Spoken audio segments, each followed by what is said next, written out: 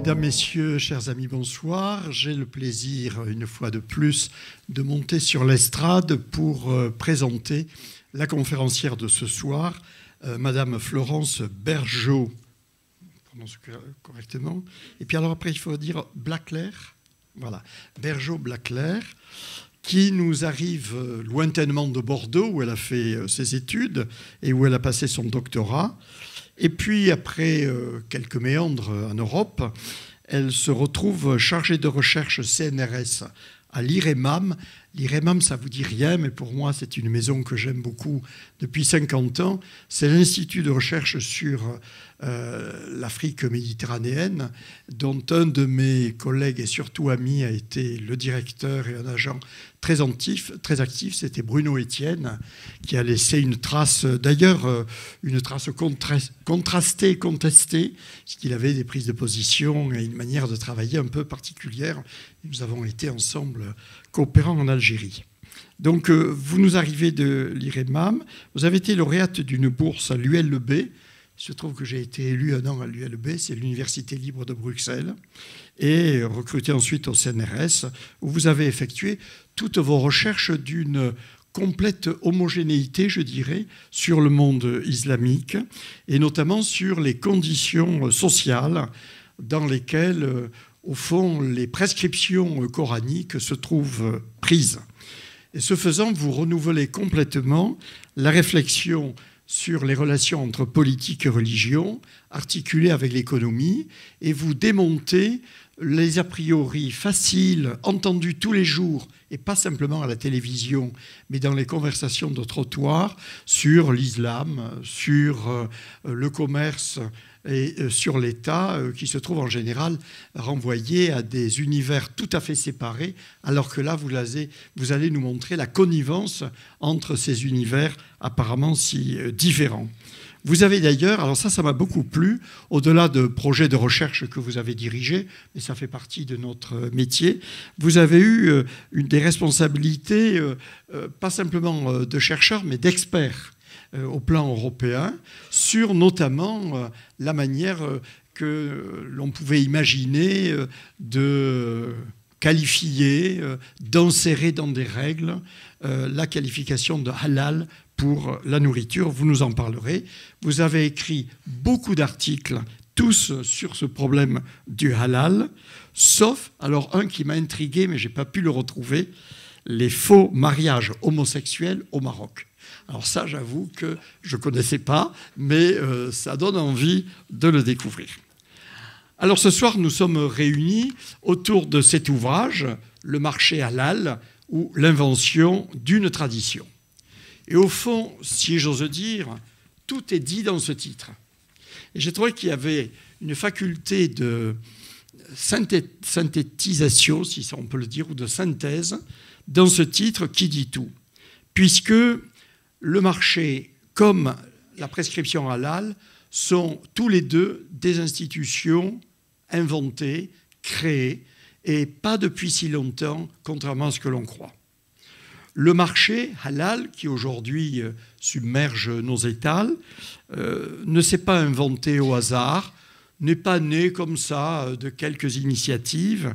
Vous nous montrez qu'en regroupant des producteurs, des intermédiaires et des consommateurs, il a été organisé de manière tout à fait consciente dans une perspective de marché libéral mondial, où aujourd'hui, le halal a vocation à gouverner la terre entière, de l'Indonésie à l'Europe, de l'Europe à l'Amérique, et donc à constituer un espace qui est revendiqué comme tel, des fois par certains États, et que ceci a commencé très précisément dès le début du XXe siècle, avec des séquences qui se sont accélérées, notamment après 1970 et la transformation du pouvoir en Iran. Donc ça, c'est tout à fait passionnant. Ce n'est pas un marché de petits boutiquiers qui, petit à petit, aurait servi de la viande halal. C'est une vraie entreprise internationale à la mesure de notre monde d'aujourd'hui. Et de l'autre côté, la tradition. La tradition, vous le savez, elle se donne toujours comme immémorielle, comme d'origine lointaine. Il suffit de dire « Ah, c'est la tradition ». On ne cherche même pas si elle a eu un moment de commencement. Et on s'aperçoit que cette tradition ici, qui rend normal ou qui rend obligatoire un certain nombre de comportements, là aussi a été créée, inventée tardivement, et que cette tradition, mais je ne veux pas tout déflorer, est datée, et qu'elle est le résultat d'une conjoncture très particulière où l'on a réussi à faire croire qu'on pouvait passer du halal, qui veut dire ce qui est permis, au halal, qui veut dire aujourd'hui ce qui est interdit. Et donc, alors que c'est le haram normalement. Et donc il y a une inversion des termes, ce qui était licite devient aujourd'hui obligatoire. Et c'est tout à fait passionnant de voir qu'au fond, votre travail met en regard, ou plutôt en interrelation, ce marché et cette prescription pour créer les conditions d'un commerce halal, une espèce de nœud de problème entre un marché international et une pratique religieuse qui se donne pour naturel, évident et traditionnel. Sur la tradition, je n'hésite pas à citer un mot dont j'ai été le récipiendaire, qui était d'un leader kanak. J'étais à l'époque en Nouvelle-Calédonie, au moment de faire la future possible constitution de la Kanaki, et je travaillais avec M. Djibaou, qui était le responsable du mouvement indépendantiste. Et alors il me disait, vous savez, on nous dit qu'il faut respecter la tradition, il faut lutter pour la tradition kanak. De la tradition, on en a plein la bouche. Vous voulez que je vous dise ce qu'est la tradition? La tradition, c'est ce que nous faisons aujourd'hui et que nos enfants appelleront la tradition. Et au fond, c'est un peu ce qui se passe là. Ce qui est fait aujourd'hui est appelé depuis maintenant une génération la tradition sans qu'on aille chercher plus loin. Alors, votre travail soulève des questions majeures. Moi, je pense à trois questions. Comment s'organise un marché mondial? Comment on peut créer de toutes pièces un marché mondial? Ensuite, comment une pratique religieuse qui était de la licéité peut devenir le contraire, la pratique de l'obligation, de manière tout à fait inattendue. Et enfin, je dirais comment toutes ces pratiques commerciales et pseudo-religieuses sont encadrées par l'État. Ça a été la découverte à la fin de votre ouvrage. Comment l'État, finalement, en réglementant, en organisant, par exemple, l'abattage, entre dans cette logique, légitime aussi bien les sacrificateurs que les marchands et que les consommateurs, et rend, au fond, naturel, logique, acceptable cette pratique. Autant de questions que certainement on ne va pas manquer de vous poser, mais il vaut mieux que je vous cède le micro en vous remerciant.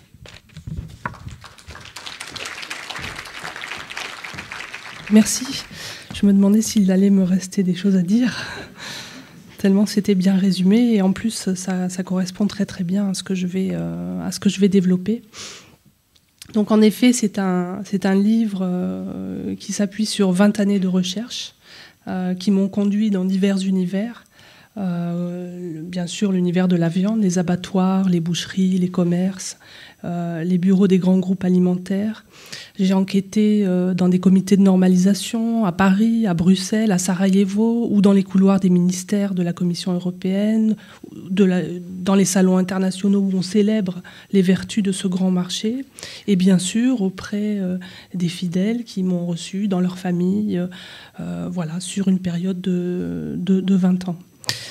Alors ma démarche est une démarche qui vous a été un peu décrite, c'est une démarche anthropologique qui se rapproche aussi de ce qu'on appelle la sociologie pragmatique ou sociologie des épreuves, qui est une approche constructiviste.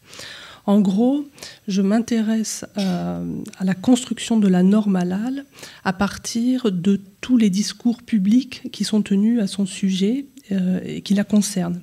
Ça me permet de préciser que ce n'est pas comme islamologue que je vais la présenter, cette norme et ce marché, donc pas d'un point de vue théologique, mais par ses usages sociaux, politiques, religieux et économiques.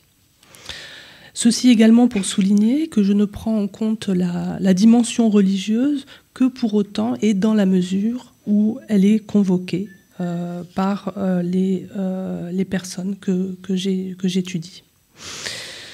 Donc j'adopte une approche assez différente de celle des islamologues qui, pour étudier la norme, serait certainement partie des textes religieux. Moi, je vais partir plutôt des usages.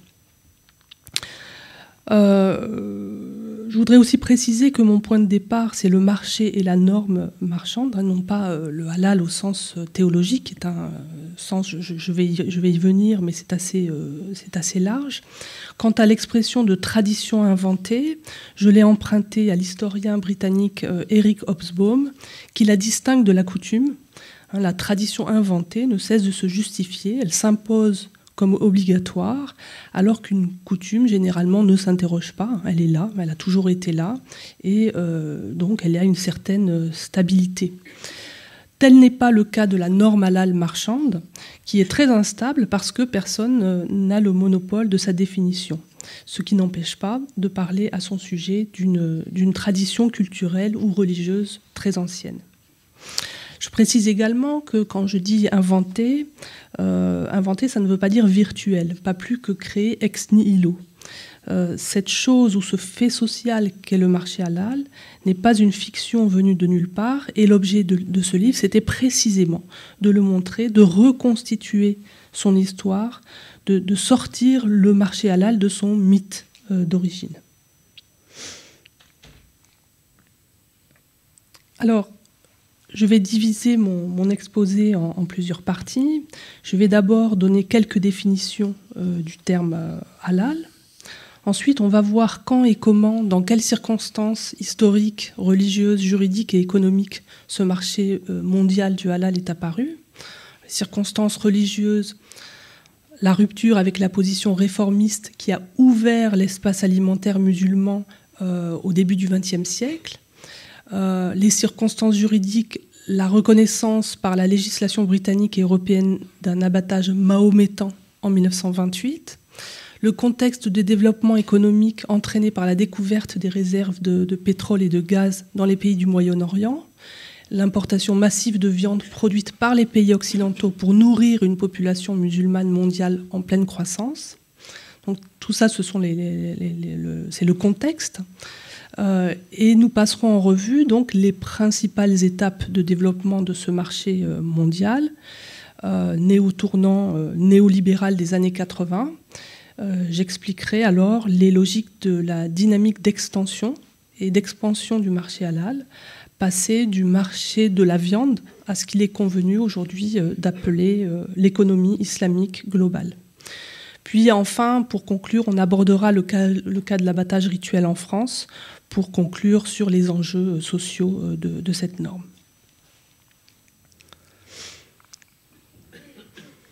Alors dans le Coran, la première source d'inspiration en islam, le terme halal ne se comprend, veut dire licite, et il ne se comprend que par rapport à son antonyme haram, c'est-à-dire interdit. Haram, ça représente à la fois ce qui est interdit et ce qui est sacré. Par exemple, les espaces sanctuarisés, la Mecque, la Kaaba à la Mecque, est à la fois interdit et sacré. Les impurs ne peuvent pas s'approcher de l'espace sacré. Donc on a ce qui donne au halal un caractère profane, à contrario. Au fil du temps, les juristes musulmans, confrontés à des problèmes pratiques complexes, vont adopter un système de catégorisation des actes un peu plus élaboré qui va aboutir aux 5 catégories de l'action.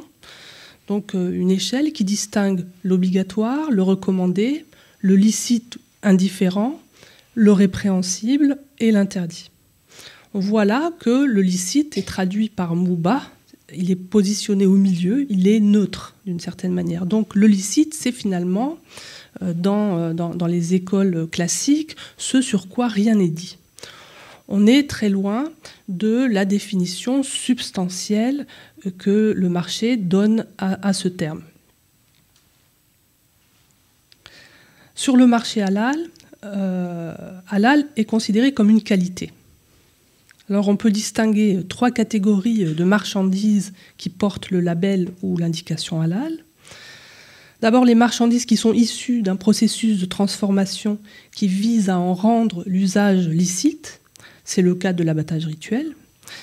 Ensuite les marchandises qui ne contiennent ou n'ont été en contact avec aucune substance déclarée illicite. c'est-à-dire le porc, l'alcool et les viandes ou les protéines non rituelles. Et enfin, un autre usage du halal,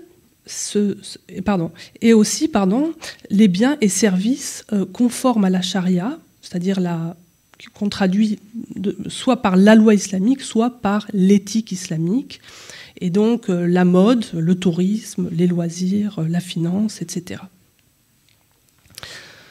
Et pour moi, il existe un troisième usage de halal, c'est ce que j'appelle le halal comme espace symbolique, le halal, le substantif, un espace de vie où tout est rendu licite aux bons musulmans. Alors ce que je décris là, sur lequel je travaille, est différent du repli communautaire. Il s'agit au contraire de rendre le monde islamo-compatible. Alors les forces religieuses qui sont à l'œuvre dans cette expansion prosélyte de l'espace normatif du halal sont plutôt les tendances fondamentalistes, qui rêvent de la société islamique à défaut de l'État islamique. Alors comme je vais utiliser assez souvent ce terme de fondamentaliste, peut-être que je peux en donner une définition. Donc, c'est un terme très riche, enfin, qui a été débattu, qui a donné lieu à des projets de recherche nombreux. Donc mais disons qu'on peut retenir que le fondamentalisme se caractérise par un rapport littéral au texte, au fait que l'origine et l'horizon du futur, pour les croyants fondamentalistes, ils se considèrent comme l'orthodoxie, et donc toutes les autres expressions religieuses sont des déviances, voire des hérésies, et il est intégraliste, c'est-à-dire que toute la vie doit être guidée par le message religieux, et ça, c'est absolument pas négociable. Voilà pour une définition de ce terme. Alors, quelles sont les circonstances de la naissance de ce marché? Pour cela, il faut remonter au début du XXe siècle et à la fameuse fatwa du Transvaal, prononcée par Mohamed Abdou, le grand moufti d'Égypte, et qui est un personnage très influent à l'époque, souvent consulté pour ses fatwas, qui est un des pères du mouvement réformiste musulman. Alors on est à l'ère industrielle et à l'époque coloniale, des premières migrations de contingents de travailleurs et de soldats en dehors du monde musulman, comme par exemple dans la région sud-africaine du Transvaal. Interrogé par un petit groupe de musulmans transvalis pour savoir si la viande abattue en Afrique du Sud par des chrétiens est licite pour les musulmans, Mohamed Abdou répond de façon non équivoque que la viande produite par les chrétiens et les juifs, ainsi que leur tradition, est licite aux musulmans. Il se base pour cela sur le très explicite verset 5 de la sourate 5 du Coran, qui indique que la nourriture des Ahl el-Kitab, des gens du livre, est permise aux musulmans. Au long du XXe siècle, chez les Arabes, ce verset coranique va prévaloir sur les différentes exégèses complexes et tatillonnes des écoles de fiqh sur le sujet alimentaire. Alors je vous lis un peu un extrait de la fatwa du Transvaal de Mohamed Abdou. Pour l'abattage des animaux, mon opinion est que les musulmans dans ces contrées lointaines devraient suivre le texte du livre de Dieu, le Coran, dans lequel il dit « Et la nourriture de ceux auxquels a été donné le livre est licite pour vous. En conséquence, tout ce qui est placé sous la mention « abattu » doit être considéré comme la nourriture des gens du livre aussi longtemps que l'abattage s'est déroulé selon la coutume approuvée par leur chef religieux. » Cette opinion s'impose dans les couches intellectuelles, surtout tout au long du XXe siècle. Elle est défendue par son disciple, Rachid Rida, un militant du panarabisme islamique qui va inspirer les courants de l'islam politique. Les frères musulmans ne l'ont d'ailleurs pas contesté, au moins jusqu'au dernier quart du XXe siècle, quand les normes religieuses vont commencer à être reformulées sous la poussée des dynamiques normatives du marché. Ce n'est qu'au XXIe siècle que cette fatwa va être définitivement enterrée, et on va voir effectivement les frères musulmans et tous les mouvements islamistes se positionner pour une définition beaucoup plus stricte de l'espace alimentaire, et à partir donc du marché halal, l'espace alimentaire du licite se réduit à l'espace de conformité islamique. Alors passons au contexte juridique. On doit l'entrée dans la législation britannique de l'abattage mahométan au général Charteris, un membre conservateur du Parlement écossais, ex-officier du renseignement de l'armée britannique lors de la Première Guerre mondiale. C'est un fervent défenseur du projet Slaughter of Animals Act. C'est un militant de la cause animale qui, ce Slaughter of Animals Act, impose l'assommage des animaux avant l'abattage. Il s'agit d'une mesure prise pour des raisons donc, de protection animale. Mais le général Charteris estime qu'il faudrait que, en plus de la méthode d'abattage des Juifs, qui est exemptée de cet assommage, on exempte aussi les musulmans de cette obligation pour des motifs religieux. Lors d'une session parlementaire d'Écosse, le 28 juin 1928, le général Charteris justifie sa position ainsi. Il s'agit de satisfaire les membres d'équipages musulmans qui accostent chaque jour dans les ports de Glasgow pour convoyer les marchandises qui circulent entre la Grande-Bretagne et son empire. Ces lascars, lascar ça vient du mot ourdou lashkar, bataillon, se mettront en grève si on ne leur donne pas satisfaction. Un parlementaire qui lui objecte que les autorités islamiques ne sont pas demandeuses de cette exemption, le général reconnaît qu'il n'est pas certain que les mahométans d'Inde refuseraient un animal égorgé après étourdissement. Mais il pense que ce principe est important pour les lascars et qu'il serait prudent, pour la tranquillité des affaires, de leur donner satisfaction. Je le cite, « Les lascars, qui sont musulmans, sont une classe d'hommes rudes et bien qu'ils ne sont pas versés dans les subtilités de leur religion, ils sont très sincères et pourraient avoir du ressentiment d'avoir à manger de la nourriture dont ils ont été convaincus qu'elle n'a pas été préparée selon l'interprétation stricte du Coran. Quiconque a eu à traiter avec les mahométans sait qu'ils vont se plaindre et leur grief est susceptible de trouver expression de bien des manières. Un navire entrant dans le port, l'équipage de lascar mécontent à cause de certaines mesures pourrait exprimer leur grief à cause de la façon dont la nourriture a été préparée. Nous ne pouvons qu'être trop prudents dans nos relations avec les croyances religieuses d'une partie importante de la population de l'Empire. Et c'est assez pour convaincre la représentation écossaise qu'il faut en effet prévoir une dérogation pour les musulmans. La clause 8 du Slaughter of Animals Act est amendée et l'abattage mahométan entre dans la législation britannique et sera ensuite reprise par les autres pays européens, même si dans le même temps, et précisément la même année, l'influente mosquée de Woking, près de Londres, affirme que la viande des chrétiens est licite pour les musulmans.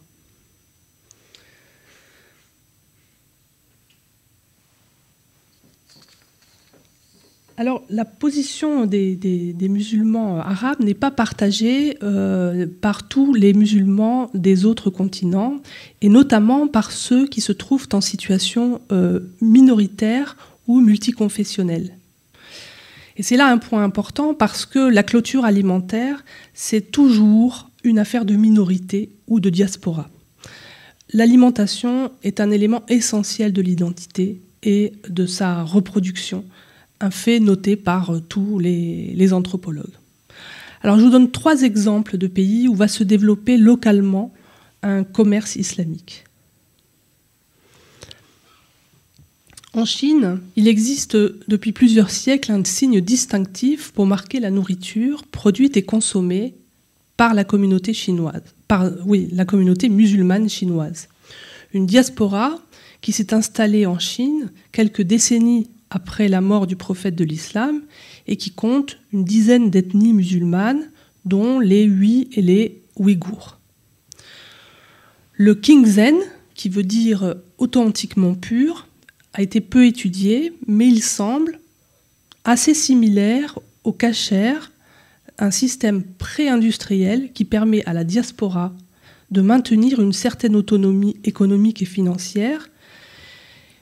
Le Kingzen a été ensuite, au XXe siècle, industrialisé et ethnicisé par le pouvoir chinois. Et assez récemment, le pouvoir chinois en a fait un signe de qualité halal pour justement favoriser ses exportations vers les pays musulmans. Ça, c'est un exemple, l'exemple de la Chine. Autre exemple, au Pakistan.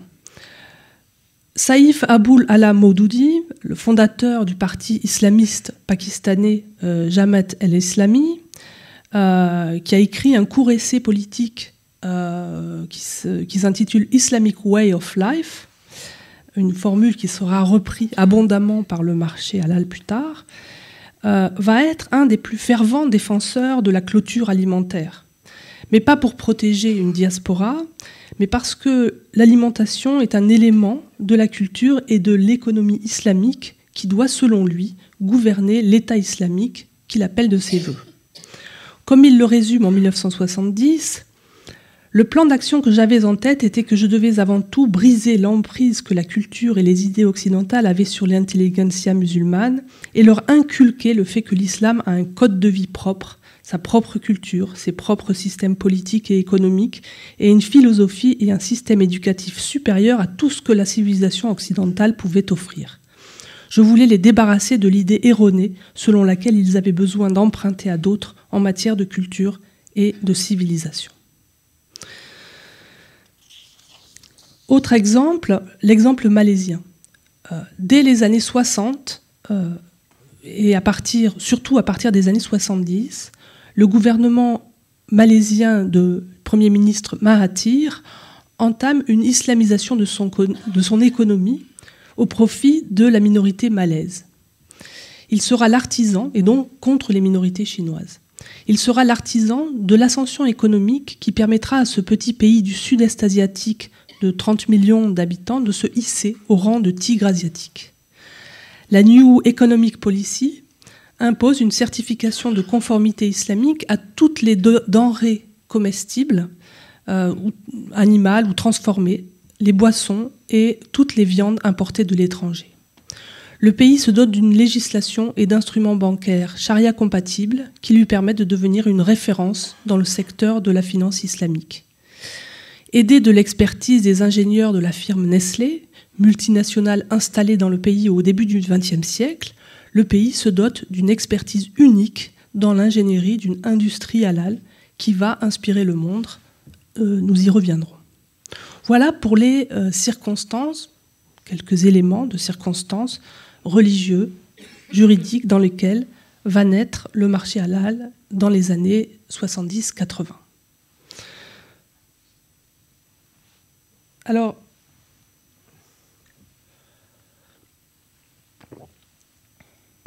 je distingue trois étapes dans le développement du marché halal mondial. Donc, l'invention en tant que telle, c'est en 1980. Il apparaît, ce marché mondial, au tournant, c'est 70-80, en 1980. Ensuite, il va s'étendre dans les années 2000 à tous les produits incorporables et dans les années 2010 aux produits éthiques et donc tout ce qui est médias, mode, finance islamique, etc.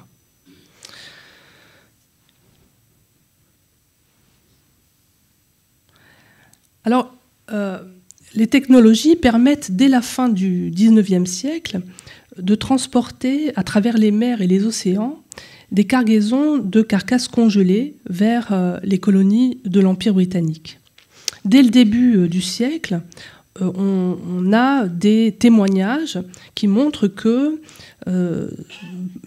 par exemple, des archives de 1905 de l'État australien du Queensland montrent que la compagnie singapourienne a envoyé des abatteurs musulmans dans les abattoirs australien pour pouvoir produire une viande licite. Mais ce sont des cas très... il faut les chercher, et ce sont des cas assez rares.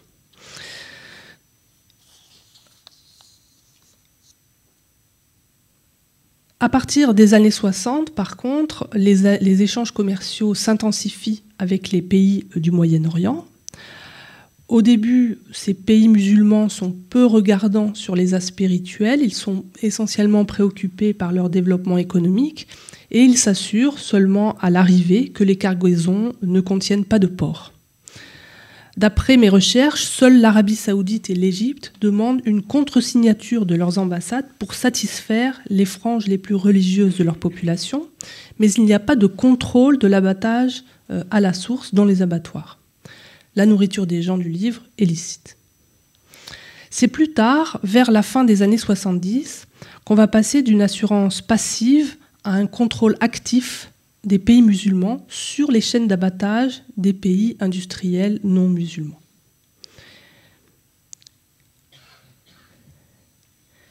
Et c'est l'Iran, c'est l'intervention iranienne qui va populariser le principe d'un contrôle halal à la source. Un événement particulier va donner une impulsion décisive à ce marché mondialisé du halal. La révolution iranienne et l'instauration d'un État qui se proclame islamique. Accusant l'Occident d'exporter en Iran et dans les pays musulmans sa viande mauvaise et pourrie, je cite, l'ayatollah Khomeini, dès son arrivée au pouvoir en 1979, déclare solennellement illicites les viandes occidentales et en interdit l'importation. Cette mesure est destinée à envoyer un message au monde, à affirmer les frontières symboliques et physiques du domaine de l'islam. Mais elle ne tarde pas à produire des effets négatifs sur le plan économique intérieur. Et donc, pour éviter les manifestations des populations urbaines de classe moyenne à Téhéran, le guide suprême va autoriser l'importation de cargaisons de viande dûment contrôlées dans les lieux de production par des missionnaires haut gradés religieux envoyés sur place depuis Téhéran.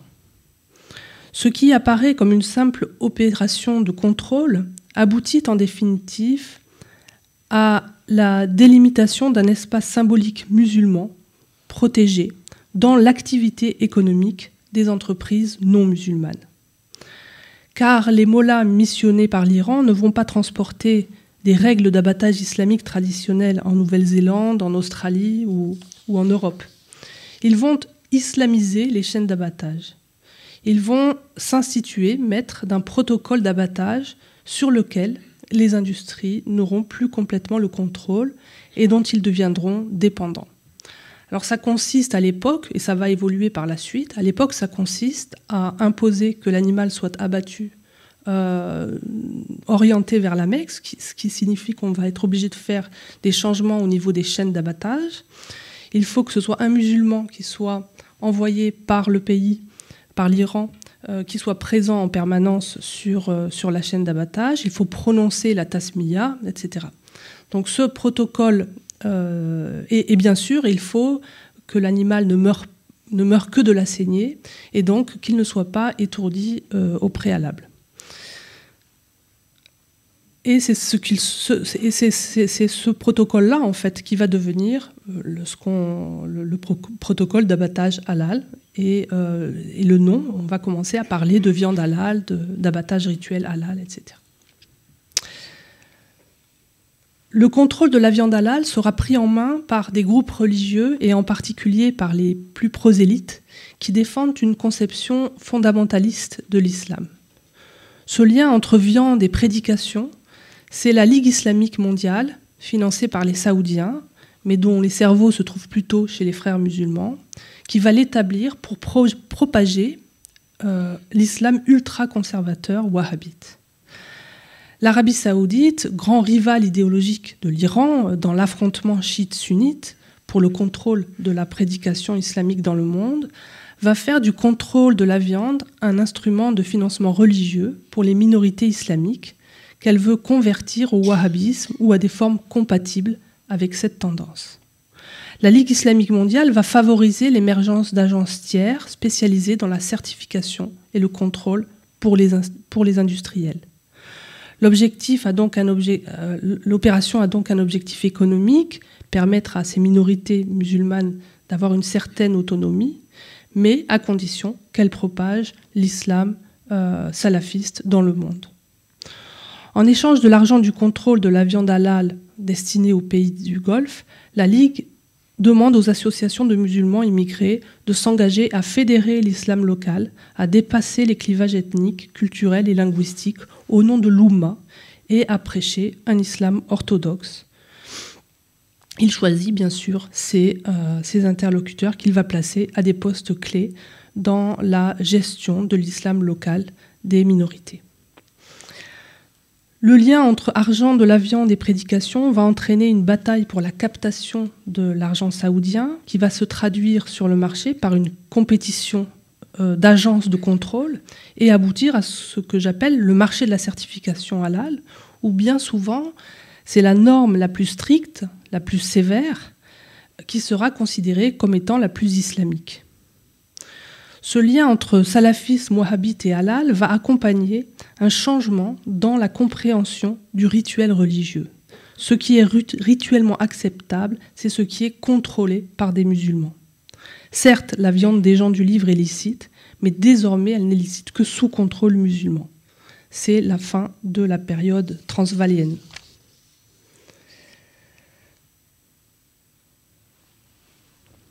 Deuxième étape, c'est celle de l'extension du marché halal.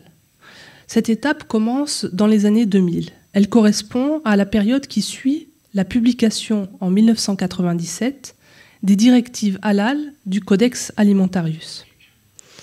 Alors le Codex Alimentarius, c'est un organe qui est composé de commissions de normalisation. Ces commissions établissent des normes, par exemple sur les étiquetages nutritionnels ou bien sur la composition du miel, sa teneur en eau, en sucre, etc.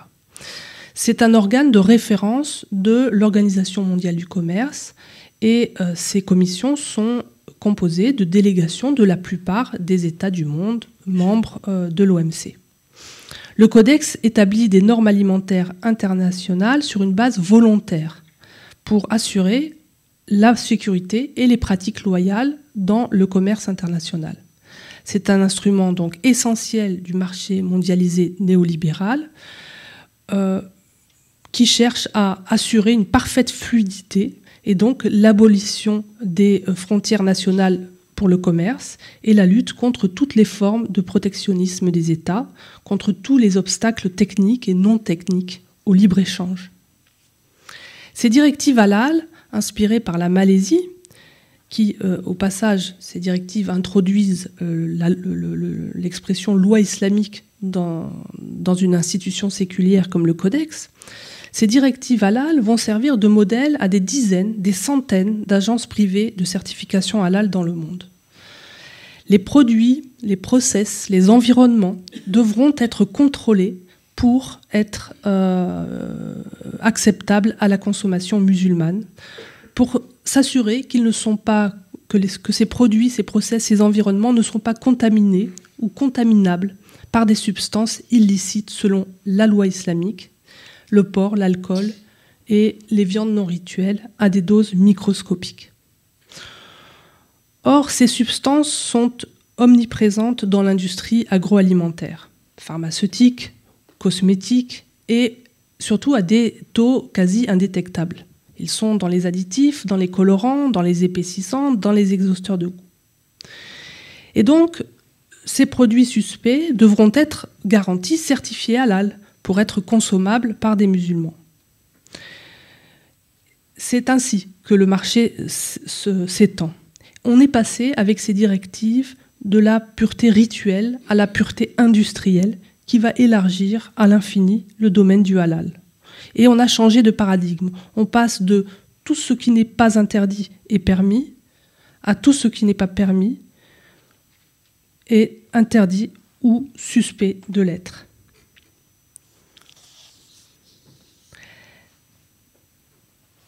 La dynamique d'extension du marché halal est la suivante.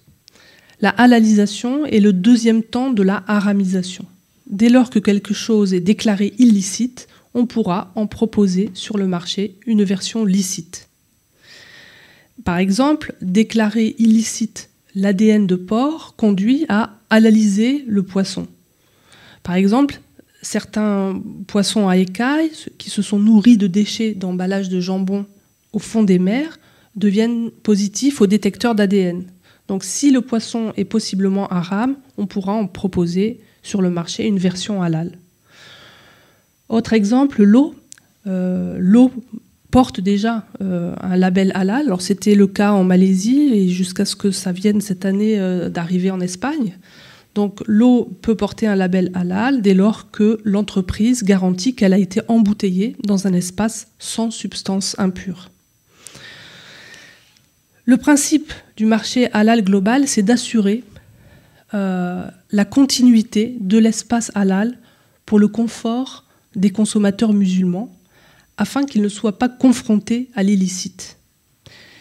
Et la tranquillité de l'esprit, the peace of mind, c'est d'ailleurs la préoccupation du premier producteur de halal dans le monde, c'est-à-dire la multinationale Nestlé, qui, comme un de ses directeurs exécutifs l'expliquait, veut aider à propager la conscience du halal dans le monde. On a là, pour reprendre les termes weberiens, une illustration d'une affinité élective entre fondamentalisme et néolibéralisme. Nestlé, présent sur tous les continents, est un opérateur historique du marché halal. Sa filiale Nestlé Malaisie, installée en Malaisie depuis 1912, a travaillé avec le ministère des Affaires religieuses malaisien, le JAKIM, pour propager cette halal awareness dès les années 1980. Et grâce à Nestlé, la Malaisie a été jusqu'à la fin des années 2000 le leader incontesté du halal business.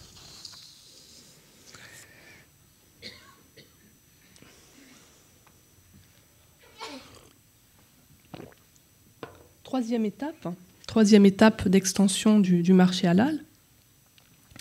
Il faut pour cela se tourner vers les Émirats arabes unis. Dubaï et sa face religieuse un peu moins visible, Sharjah, vont renouveler le message promotionnel qui élargit encore un peu plus le périmètre du halal. Et ce message publicitaire est le suivant: l'industrie du halal doit être moralisée et elle ne peut pas être financée par de l'argent haram. Autrement dit, la finance des industries halal doit aussi être islamique.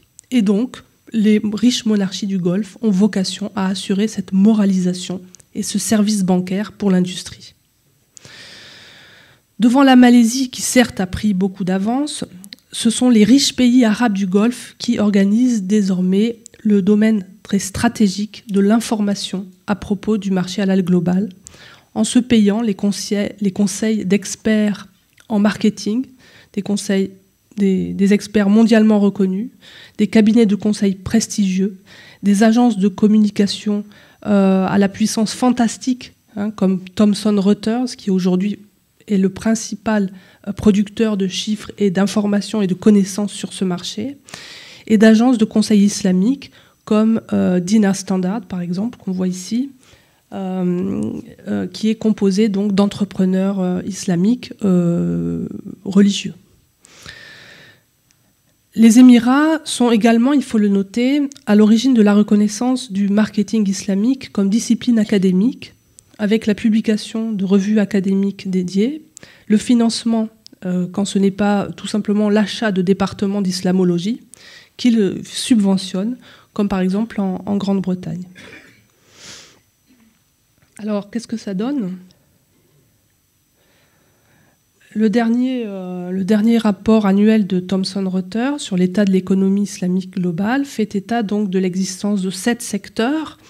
7 secteurs: l'alimentation, les cosmétiques, les médicaments, le tourisme, les médias, la mode islamique, ce qu'on appelle la mode modeste, et la finance. Donc en gros, alors au niveau des chiffres, on a l'alimentation halal qui compterait pour 1173 milliards de dollars annuels, le tourisme 151 milliards, la mode 243 milliards, les médias 189, la pharmacie 78 milliards, cosmétiques 56 milliards, etc., etc. Alors d'ici 2020, le marché halal devrait représenter, nous affirme ce rapport, entre 5 et 10% de l'économie mondiale. Il faut prendre ces chiffres pour ce qu'ils sont, c'est-à-dire des estimations, des estimations enthousiastes qui ont surtout pour rôle de créer un horizon de coordination pour les investisseurs. Alors, on peut parler maintenant du marché halal en France. Alors, je pourrais aborder plusieurs aspects. J'ai choisi donc d'évoquer surtout l'abattage rituel. Dans mon livre, j'examine bien d'autres facettes du marché halal français. Alors, comment se déroule un abattage rituel en France ? Alors techniquement, c'est un abattage industriel en tout point identique à un abattage conventionnel. Ça, c'est un abattage conventionnel, donc il est réalisé sur un mode tayloriste, à la chaîne, en division en tâches simples et répétitives. Donc que l'on soit en mode halal ou non, tous les animaux sont égorgés. Il n'y a pas de différence du point de vue de la saignée qui se situe...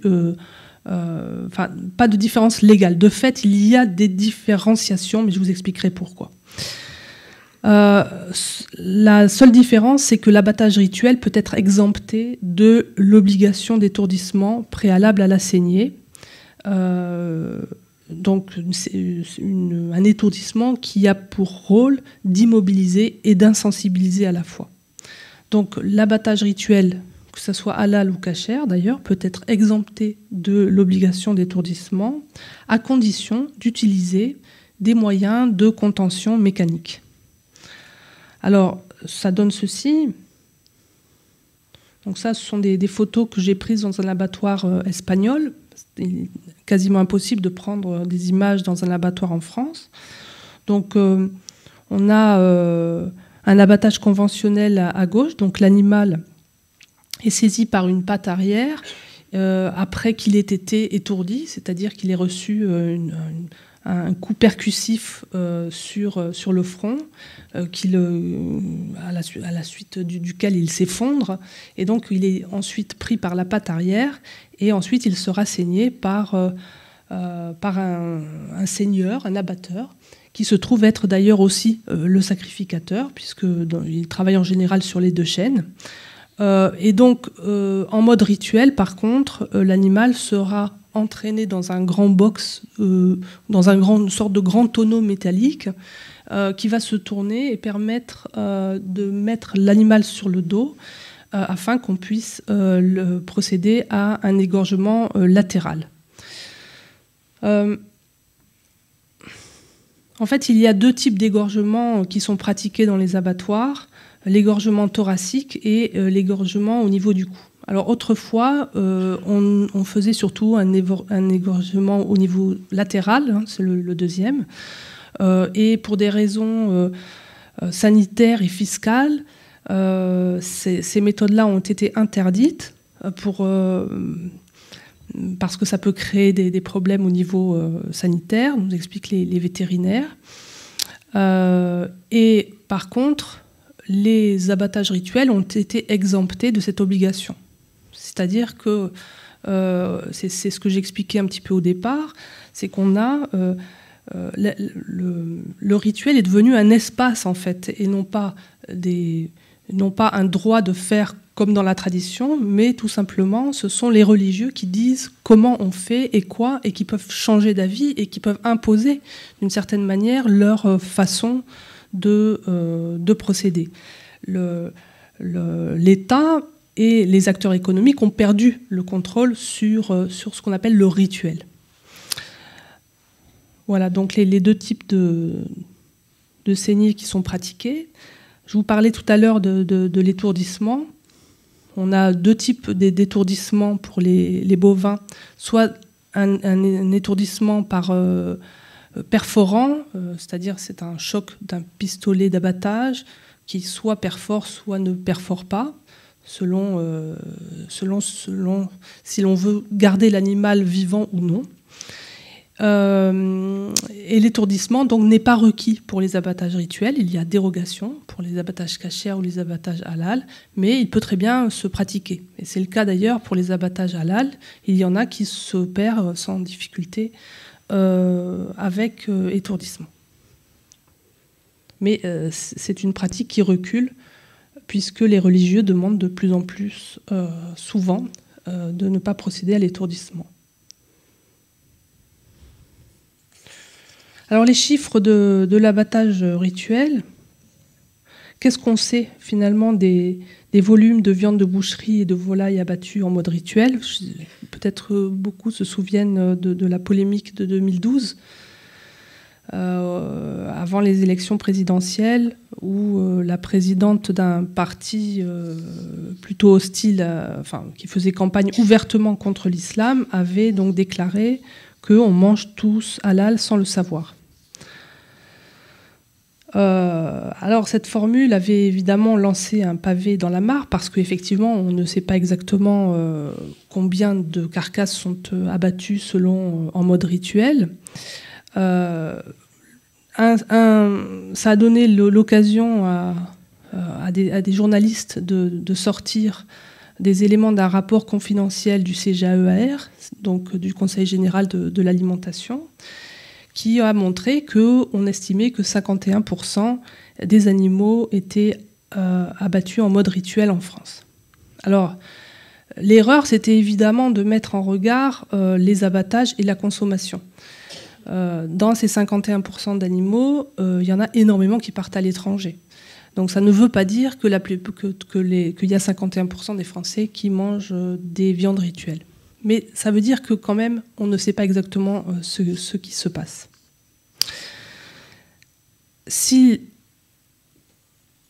Mais quand même, y a-t-il un besoin d'information chez les consommateurs? Alors, la Commission européenne s'est quand même penchée sur cette question, parce que vous savez que ces questions d'abattage, d'alimentation, maintenant dépendent en fait de la Commission européenne. Ça se gère au niveau de l'Union européenne. Donc la Commission européenne a demandé un rapport pour savoir si les Européens souhaitaient être informés du mode d'abattage avec et sans étourdissement. Et il a commandé donc ce rapport sans appel d'offres ouvert. Donc il l'a commandé à un cabinet conseil désigné, ce qui n'est pas tout à fait dans les règles. Et ce rapport conclut donc que les industriels européens ne souhaitent pas introduire de traçabilité et d'étiquetage sur les abattages pour des raisons essentiellement de rentabilité, de risque de fraude et d'effets délétères sur la confiance des consommateurs. Le rapport précise également que les consommateurs devraient payer entre 5 et 20 centimes par kilo pour le savoir, et donc que ce serait probablement trop élevé, et que cela pourrait entraîner un reflux de consommation de viande ou de substitution vers d'autres produits, etc., etc. Donc il est plutôt catastrophiste pour l'industrie de la viande. Il ne donne pas d'indication aussi de nationalité, alors qu'on sait qu'il y a des pays pour lesquels c'est effectivement plus important que pour d'autres. Et finalement, il conclut que les consommateurs ne seraient pas motivés pour payer une information que de toute façon, ils ne comprendraient pas bien. Donc, il est vrai que moins on en dit, plus on maintient les consommateurs dans l'incertitude et plus on se laisse de la marge pour décider à leur place. Mais cette absence de transparence sur le marché alimente beaucoup de méfiance, alimente des conspirations alimentaires qui ont, on le sait, les historiens le savent, une puissance politique particulière.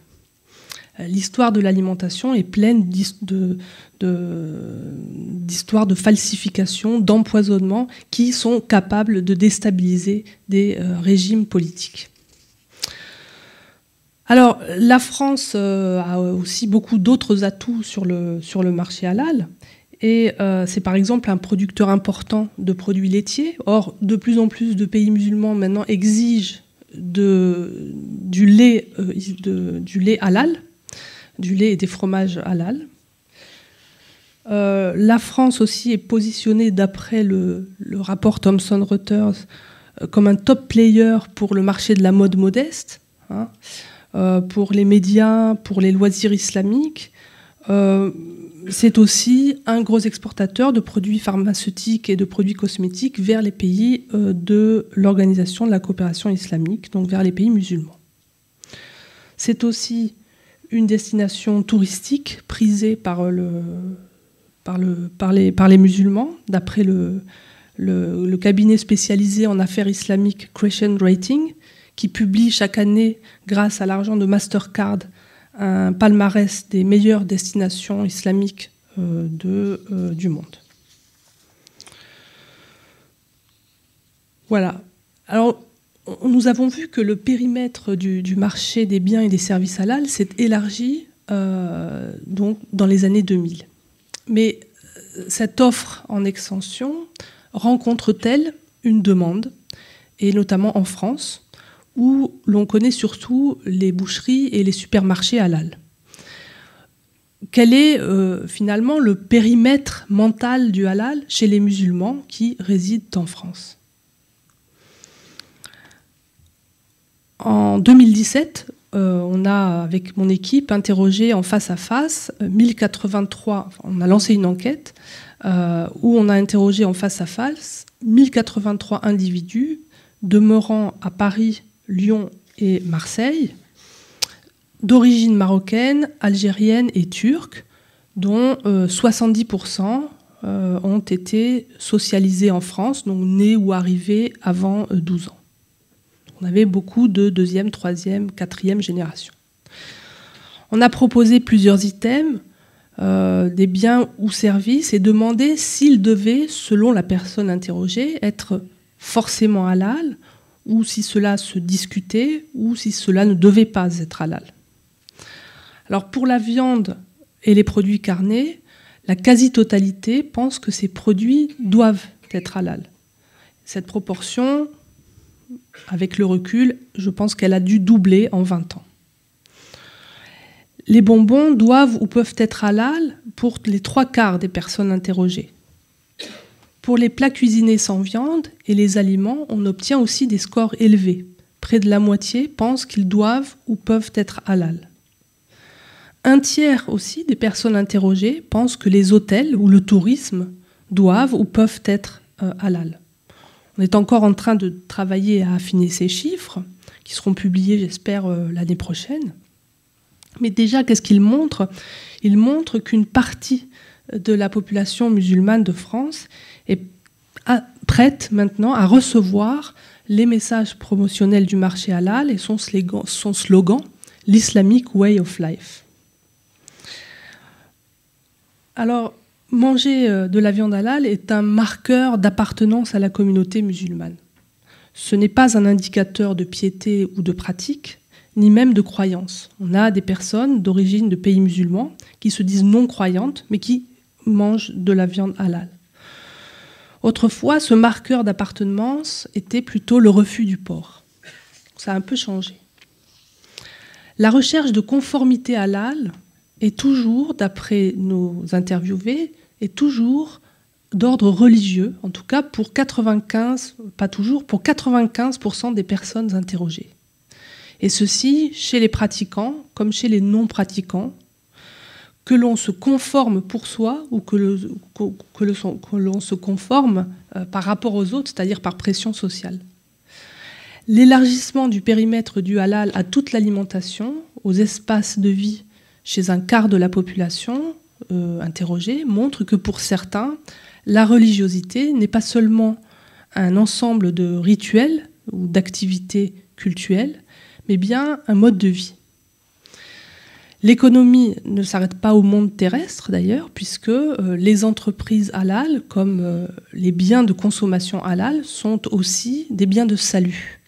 Ils permettent d'accumuler des hasanat, sont les bonnes actions, et de réduire les siyanat, c'est-à-dire les mauvaises actions, pour le jour du jugement dernier. Donc l'économie, elle est terrestre et elle se prolonge dans l'espace supraterrestre. Alors je vais conclure, l'idée d'un grand marché islamique est inscrite dans les statuts de l'OCI, était inscrite en 1972. L'alinéa 9 de l'article 1 de la charte de l'Organisation de la Conférence islamique prévoit de, je cite, « renforcer la coopération économique et commerciale intra-islamique en vue de réaliser une intégration économique devant aboutir à la création d'un marché commun islamique ». Mais à l'époque, ce n'était qu'une prophétie, à laquelle d'ailleurs aucun économiste n'avait donné de crédit. Et certainement que cette entreprise aurait été impossible à l'époque sans le tournant néolibéral des années 1980. Le marché halal est une coproduction normative néolibérale et fondamentaliste. J'ai émis l'hypothèse dans ce livre de deux dynamiques normatives, d'une part une norme halal inclusive et d'autre part une norme halal oummique. Des firmes multinationales comme Nestlé travaillent à l'élaboration d'un marché pour les musulmans, c'est le modèle de la norme inclusive, qui permet l'innovation, l'ouverture de nouveaux marchés, de nouvelles gammes de produits, donc très extensives, qui s'adressent à tous. La dynamique oummique travaille à l'élaboration d'un marché par les musulmans. Elle vient prendre le relais et donner du sens et de la puissance religieuse à la norme halal, profitant des marchés ouverts par la puissance marchande. Ça, c'est le niveau macro. Au niveau micro, la formule que j'utilise, c'est le premium du barbu. Au départ, une boucherie s'ouvre, innove, elle profite d'une clientèle diverse, tout entière à conquérir, puis un boucher salafiste s'installe et commence à dénoncer les tromperies de son concurrent parce qu'il a vendu de l'alcool ou ne fait pas ses prières, etc. Et les clients, même s'ils ne soutiennent pas les salafistes, se tournent quand même vers eux parce que la pureté et la vérité qu'ils recherchent dans la qualité de la viande leur paraît mieux à même d'être garantie par le boucher qui respecte l'éthique pieuse et puriste. Et c'est ainsi que la norme religieuse se déploie. C'est ainsi par ce type de mécanisme que le néolibéralisme véhicule de la norme religieuse fondamentaliste. Les courants fondamentalistes musulmans, pourtant minoritaires, acquièrent une puissance inédite grâce aux forces de marché.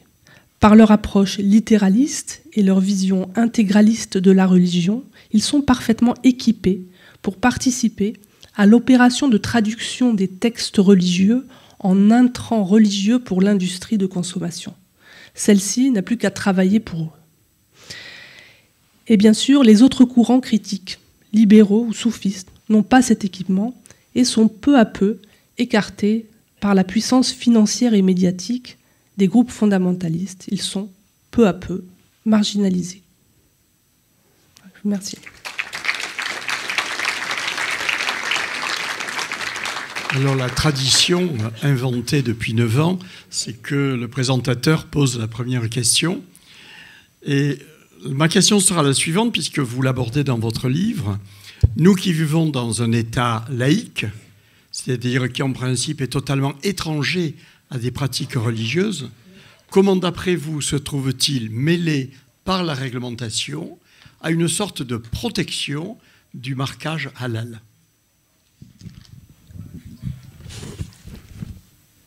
D'abord, je crois que tout ça s'est produit parce que, à un moment donné, en 1964, le législateur a estimé que on ne pouvait pas, enfin, qu'on pouvait exonérer les rites religieux de l'application d'une mesure prise pour le bien-être animal. Donc, une mesure basée sur les valeurs d'une société.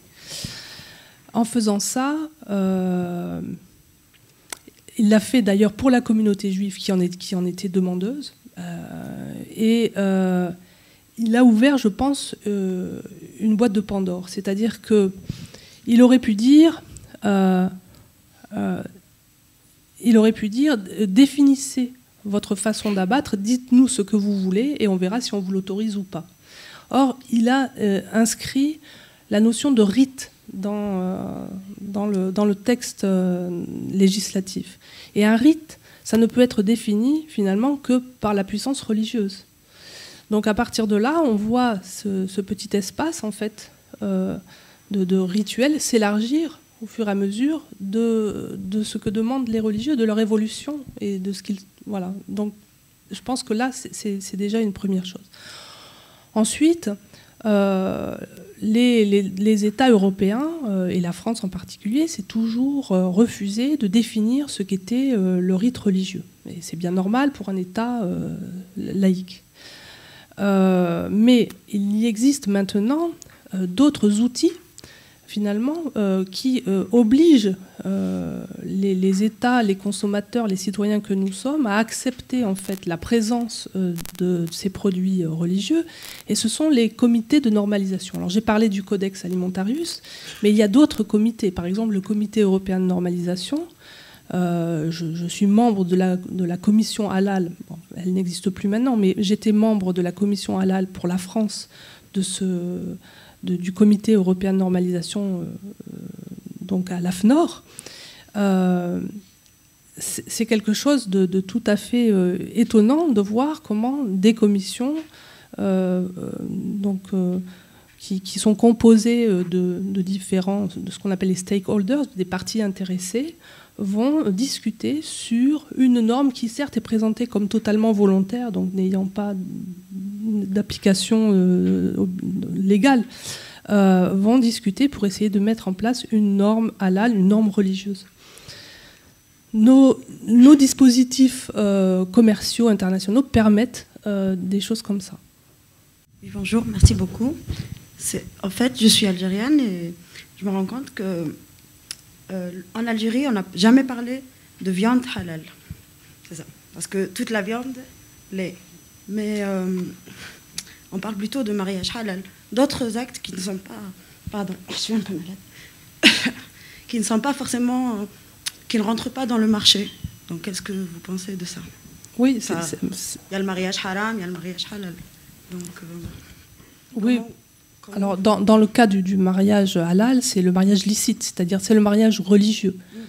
Mais ça ne me semble pas tout à fait lié par rapport au rite, je ne sais pas si vous l'avez dit, mais je sais qu'il y a un rite dans la manière de comment égorger. C'est surtout, le rite concerne un verset, ou en tout cas une formule religieuse. Je ne sais pas ce que... Oui, mais si vous voulez, les différentes écoles de jurisprudence ont toujours traité de cette question, de la façon d'abattre. D'abord, elles n'étaient pas d'accord entre elles sur, par exemple, l'abatteur. Est-ce que ça devait être un homme, une femme? Est-ce qu'il devait appartenir aux gens du livre ou pas? Est-ce qu'il pouvait être un enfant, etc. Donc, en fait, il y a beaucoup de conditions différentes pour que l'abattage soit licite dans les traditions jurisprudentielles islamiques. Et j'ai un collègue qui travaille sur ces questions, d'ailleurs dans le projet Malek qu'on dirige à l'IREMAM, et qui a trouvé des interprétations, je veux dire, de toutes sortes. Donc c'est une question, l'abattage, qui a toujours été discutée pendant des siècles. Ce qui est nouveau, c'est de le réduire finalement à un protocole industriel. Merci, c'était passionnant, j'aurais plein de questions. Vous avez donné le cas de Nestlé, est-ce qu'on a le cas d'opérateurs économiques qui ont refusé d'entrer dans les normes du halal, et qu'est-ce qui leur est arrivé dans ce cas-là, ou enfin, refusant, disons, ce que n'a pas fait Nestlé? Ça, c'était ma première question. Ma deuxième question, alors vous avez montré comment le marché se développe avec le fondamentalisme religieux, mais est-ce qu'il n'y a pas aussi la croix... Bon, en même temps qu'on a vu surgir le halal, on a vu surgir le vegan, le sans gluten, le machin, le truc. Bon, toute une série de marchés qui n'arrêtent pas de se développer aussi. Et donc, est-ce qu'il n'y a pas aussi une autre cause à ce développement du halal, qui est les bizarreries alimentaires de nos mœurs et identitaires, on pourrait dire, de nos mœurs contemporaines, voilà. Et puis, le troisième truc, si j'ai bien compris finalement, il n'y a rien qui distingue vraiment... pour la viande, un produit halal d'un autre produit non halal, il est abattu pas forcément différemment, c'est pas tourné vers la Mecque, et il y a la prière, j'imagine qu'on le dit sur un bœuf, mais qu'on le dit pas sur les millions et les millions de bœufs. Et donc, est-ce que le fait que ça soit simplement du rite, ça signifie simplement que tout le marché de la viande doit passer sous le contrôle d'un sacrificateur religieux, et ensuite de l'économie islamique? Voilà. C'est-à-dire, est-ce qu'on peut faire, quand on n'est pas musulman, du produit halal qui sera reconnu par des musulmans? Voilà. Ça devient de plus en plus difficile pour répondre à votre deuxième question, parce que, comme je vous l'expliquais, on a aujourd'hui un marché de la certification, c'est-à-dire des agences de contrôle donc établies par des musulmans qui donc rentrent en compétition pour certifier les viandes halal. Un opérateur va devoir, par exemple, qui voudrait exporter sa viande vers tel pays musulman, par exemple vers la Malaisie, sera obligé de choisir tel ou tel certificateur agréé, accrédité par la Malaisie. Donc ils ont quand même un certain pouvoir, le pouvoir de l'argent. Si l'opérateur, ça répond à votre première question, n'obtempère pas, il perd le marché. Voilà, le problème que j'ai voulu souligner un peu ici, c'est que ces agences de contrôle ont aussi un certain pouvoir dans le champ religieux, qu'ils détiennent justement de leur puissance financière, de leur puissance à dire le licite et l'illicite. Et c'est cette collusion entre marché économique et marché religieux qui est un peu préoccupante, parce qu'elle donne l'avantage aux fondamentalistes, à ceux qui sont capables de traduire en termes techniques les préceptes du Coran ou de la Sunna, les littéralistes.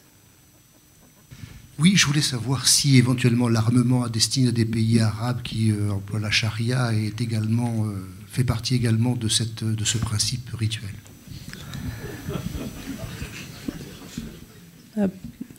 Pas à ma connaissance.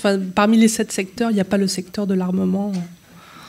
En fait, j'ai une question vraiment simple, mais j'ai quelque chose que je ne comprends pas. Donc vous dites que pour ce qui est donc de la définition de halal, ce qui permet de définir le halal, c'est l'abattage.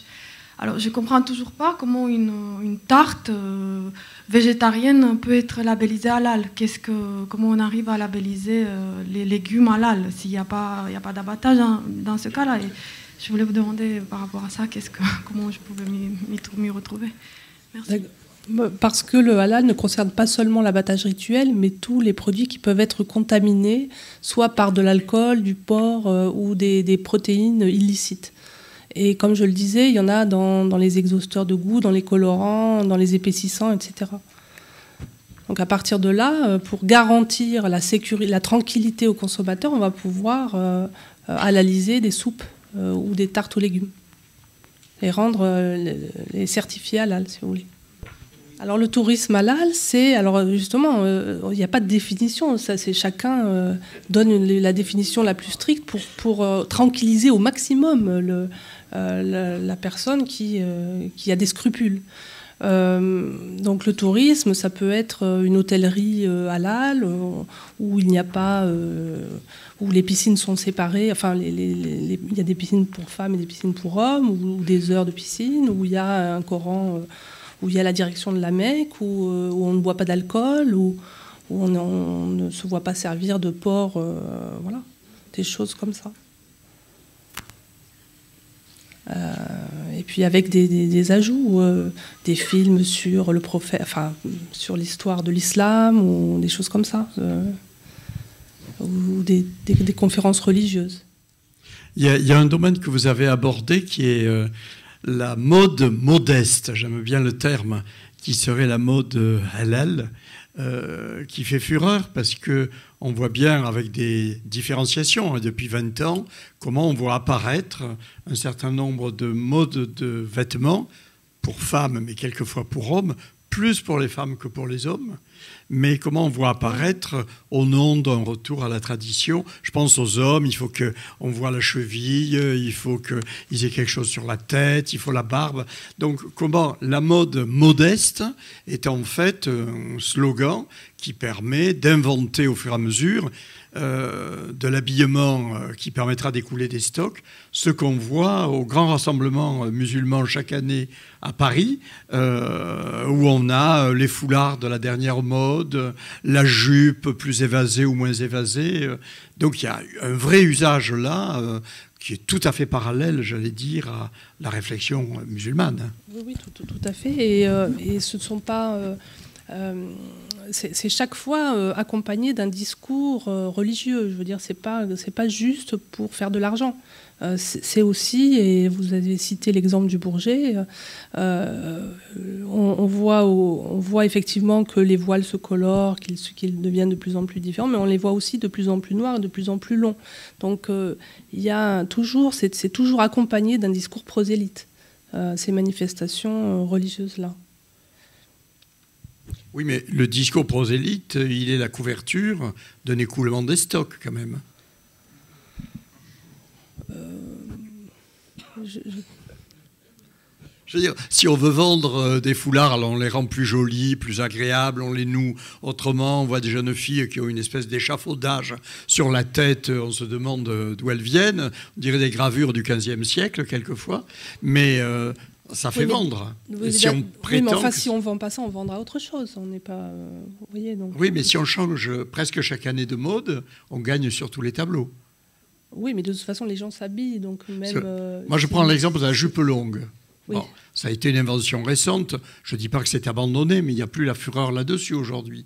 Donc, j'attends de voir le blouson halal ou je ne sais quoi, les ceintures. On a vu le burkini, par exemple.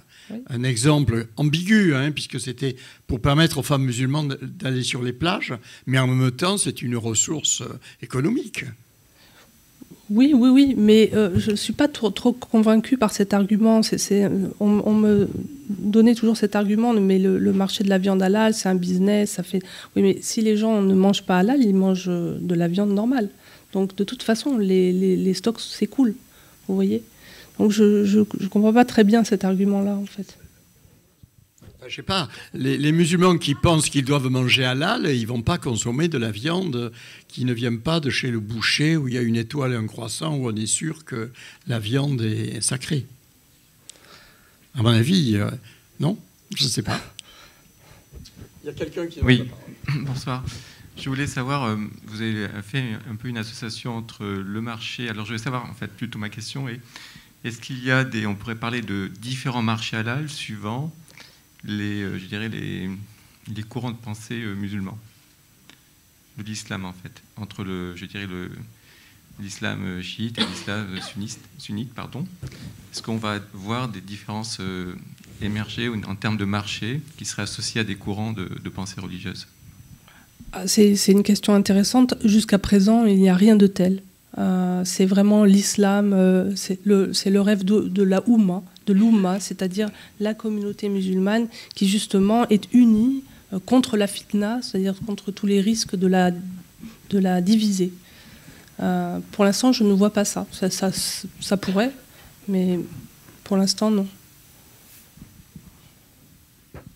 Oui, pour revenir sur le rôle de l'État, est-ce que le marché des cantines, par exemple, aujourd'hui, est halalisé, au-delà de ne pas mettre du porc quand on est en pays musulman, en quartier musulman, mais est-ce qu'il est halalisé au sens qu'on exige des produits normatifs halal? Dans les cantines non, il n'y a aucune directive par rapport à ces questions-là. On ne sert pas, officiellement, on ne sert pas de viande halal dans aucune cantine en France, sauf dans la partie du côté de Strasbourg, parce qu'ils ne sont pas sous régime laïque. Mais sinon, non. Après, ça ne veut pas dire que dans les faits, tout ça n'est pas un peu plus souple. Vous pourriez citer l'affaire de Grenoble, qui je trouve très emblématique de la viande halal dans les prisons, que vous traitez dans votre... Bon, ben, c'est un détenu à Grenoble qui demande à être servi au nom de sa liberté religieuse en nourriture halal. Et donc ça provoque un procès. Évidemment, du côté de ceux qui défendent le ministère de la Justice, la prison et l'État, c'est si jamais on nous impose de pratiquer de la viande halal ou de la nourriture halal, il faut refaire toutes les cuisines de toutes les prisons de France. Il fallait un investissement énorme, parce qu'il ne faut pas que les choses se mélangent, il faut des chaînes séparées. Et donc finalement, le Conseil d'État a déclaré que c'était suffisant de pouvoir choisir, et même de cantiner, donc de payer soi-même la nourriture qu'on voulait, qu'il n'y avait pas d'obligation de l'État de fournir de la nourriture religieuse. Sur les écoles, j'ai publié un papier il y a à peu près 3 ans sur cette question-là, et je me suis aperçue que même si l'école proposait des plats halal, ça ne ferait pas revenir les enfants musulmans qui sont très nombreux à ne pas manger à la cantine. Tout simplement parce qu'ils n'ont pas confiance. C'est un papier que j'ai intitulé « L'école au défi de l'espace normatif du halal ». C'est-à-dire que c'est l'espace qui n'est pas contrôlé en fait par les musulmans, donc il peut y avoir de l'illicite, donc même une viande halal pourrait être suspecte d'être haram, d'être illicite. Merci beaucoup pour cette conférence. C'est assez inquiétant tout ce que vous dites quand même. Et en particulier votre dernière intervention sur l'école et puis le nombre d'enfants musulmans qui, pour des raisons de sûreté, de sécurité, de tranquillité d'esprit, refusent la cantine de l'école. Donc il est clair qu'on peut se poser la question si est-ce que le halal est soluble dans la République. Ça va être compliqué à dire, ça. Est-ce que la laïcité n'a pas été dévoyée par un certain nombre de réglementations qui pouvaient paraître anecdotiques au début et qui deviennent assez informatives de la question du non-vivre ensemble. Et troisièmement, je suis extrêmement étonné de la réponse que vous avez faite sur la question sur la traçabilité et l'étiquette. Wow, c'est assez impressionnant de savoir que pour des raisons peut-être pas qu'économiques, mais peut-être aussi pour des raisons de tranquillité sociale, on est admis qu'il fallait laisser la population dans l'ignorance. Voilà, c'est tout. C'est des remarques, c'est plus que des questions, c'est des remarques. Oui, Et dernière question, est-ce qu'il existe du porc halal ? Contradiction maritime. Non, ça, évidemment, ça ne peut pas exister. Oui, ce que vous dites, c'est vrai. Est-ce que le halal est soluble dans la République ? Moi, je ne crois pas. Par contre, l'islam, je pense qu'il ne pose aucun problème à la République. Simplement, il faudrait que les autorités religieuses et le CFCM se penchent un peu sur cette question du marché.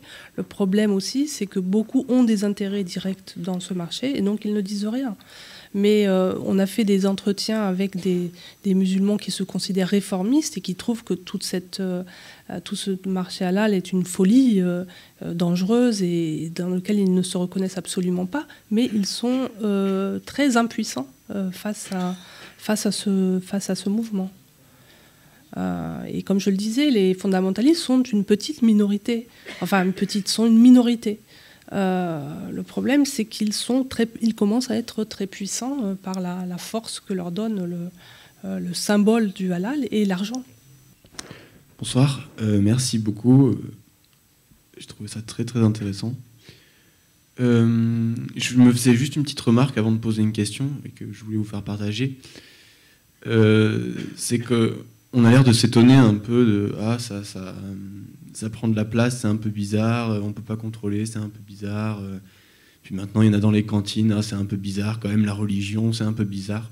Sauf que la religion, en fait, on s'est appuyé dessus depuis le début de l'humanité, il me semble, d'une manière ou d'une autre.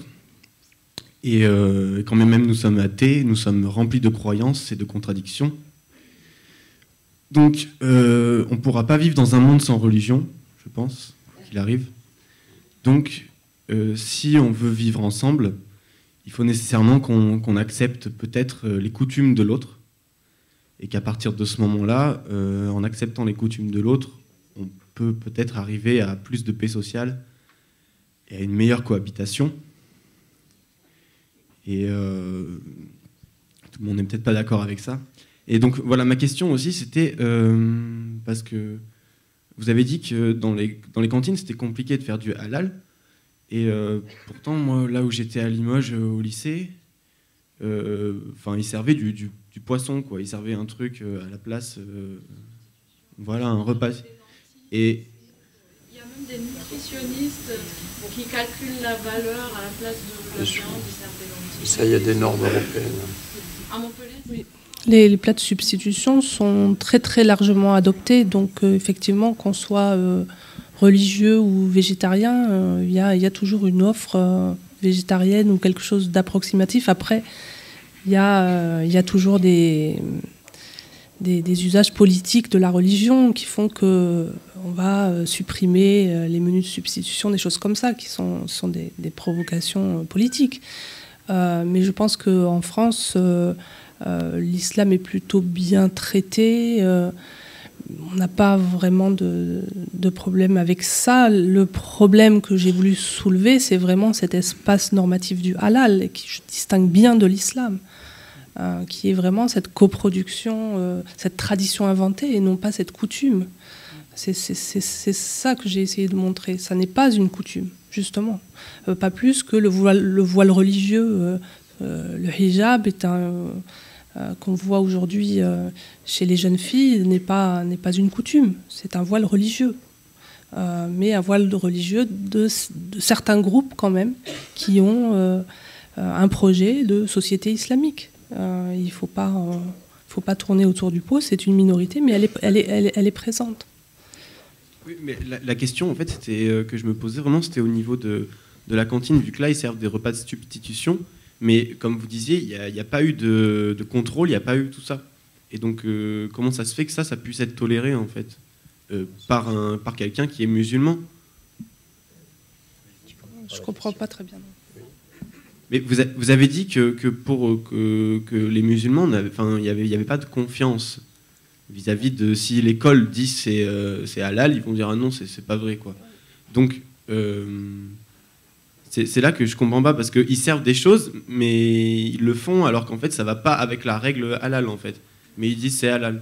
Un menu de substitution n'est pas un menu halal, c'est un menu de substitution. Oui, j'ai envie de dire à monsieur, bien sûr qu'on a toujours vécu depuis des centaines d'années ou des millénaires avec des coutumes religieuses. Mais il y a deux questions à se poser. Un, qui définit les coutumes? Parce qu'il ne faut pas croire que la coutume, elle naît de l'ère du temps. Hein. Qui est le groupe qui dit « c'est moi qui vais vous dire la coutume ». Et deuxièmement, une fois que ce groupe a décidé que ceci était la coutume et pas cela, qui la rend obligatoire? C'est ça les questions à poser. Ce n'est pas de dire il faut rejeter toutes les coutumes, il faut accepter toutes les coutumes.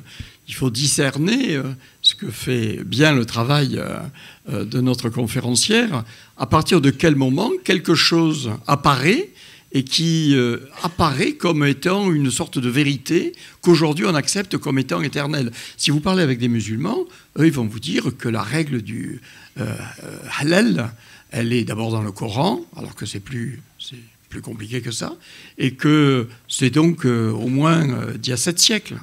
Mais ça, c'est une réinterprétation. Pas que les musulmans, d'ailleurs. Hein. Oui. Vous avez, tout le marché dit que c'est un très très vieux marché, une vieille tradition, bien sûr, parce que ça fait vendre. Bonsoir. Je n'ai pas assisté au début de la conférence, donc j'espère que ma question ne tombe pas à plat. Je suis assez impressionné par le développement des produits halal de consommation.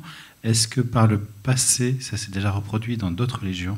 Et est-ce qu'on peut imaginer à l'avenir des produits religieux dans d'autres religions de consommation, comme des voyages ou des produits alimentaires dans d'autres religions? Est-ce que c'est quelque chose qui risque de se développer, qui commence à se développer? Le marché kasher est l'exemple auquel tout le monde pense, parce que c'est aussi en partie un modèle pour le marché halal. Et effectivement, je ne connais pas très bien ces développements récents, mais j'imagine qu'on peut avoir aussi des packages kasher, packages touristiques kasher. Pourquoi pas? Rien ne l'empêche. Enfin, en tout cas, on a tout le savoir-faire, toutes les structures pour que ce soit possible, pour que d'autres religions, effectivement, s'engouffrent dans cette brèche-là. Pourquoi pas?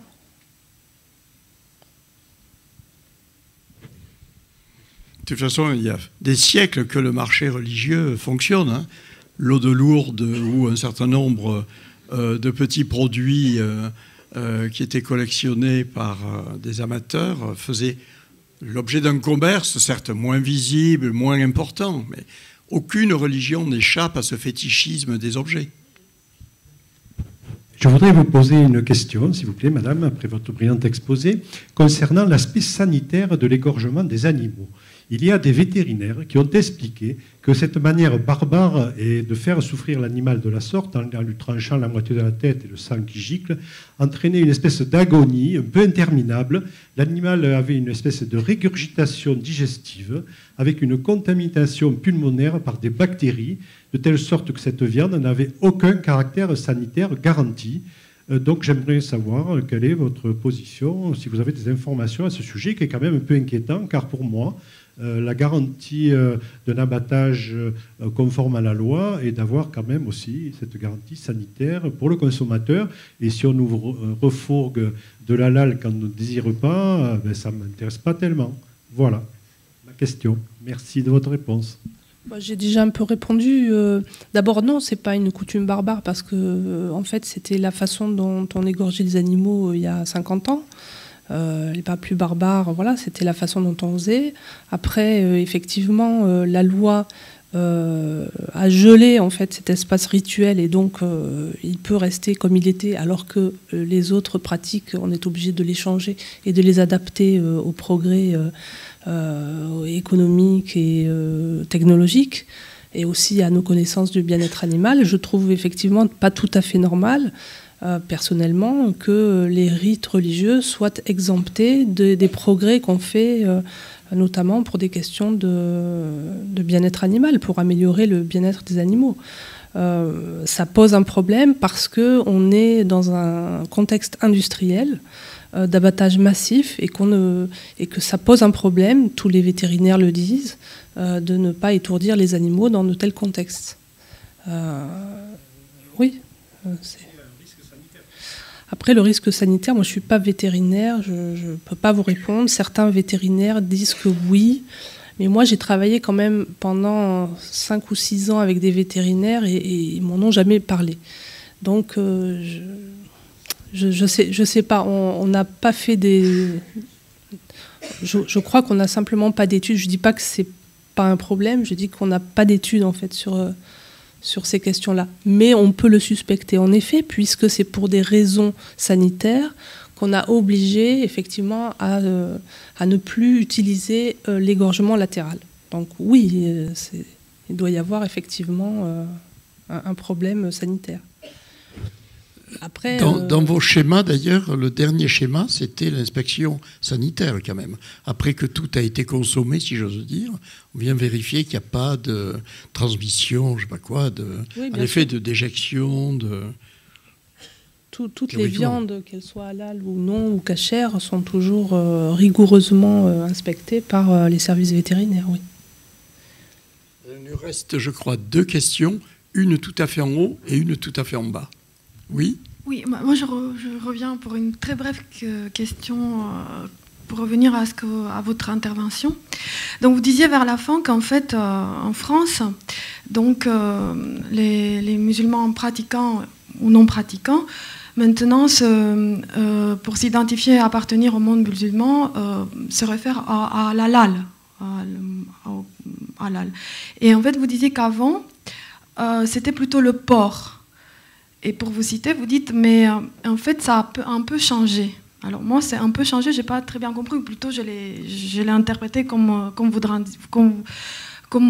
ça pourrait dire qu'en fait, aujourd'hui, un non-pratiquant musulman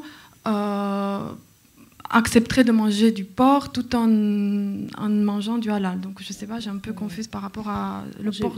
J'ai vraiment pas du tout dit ça. Ce que je disais simplement, c'est que manger de la viande halal n'est pas un signe ni de pratique ni de croyance dans la religion, mais c'est plutôt un marqueur identitaire, c'est-à-dire qu'on se situe dans la communauté musulmane quand on mange halal. Or, ça a changé parce que effectivement, il y a 20 ans, quand j'ai commencé à travailler, c'était surtout de ne pas manger de porc.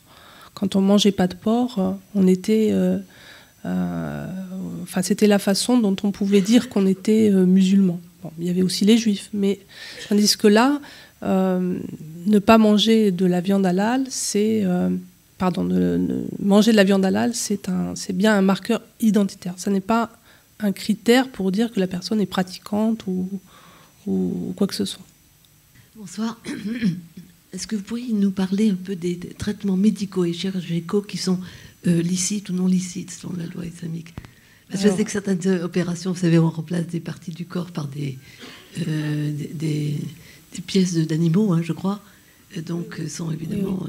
Alors j'ai une collègue qui travaille sur ces questions-là, qui s'appelle Sandra Ouo, je crois, qui a bien étudié cette question, mais malheureusement, je ne pourrais rien vous en dire.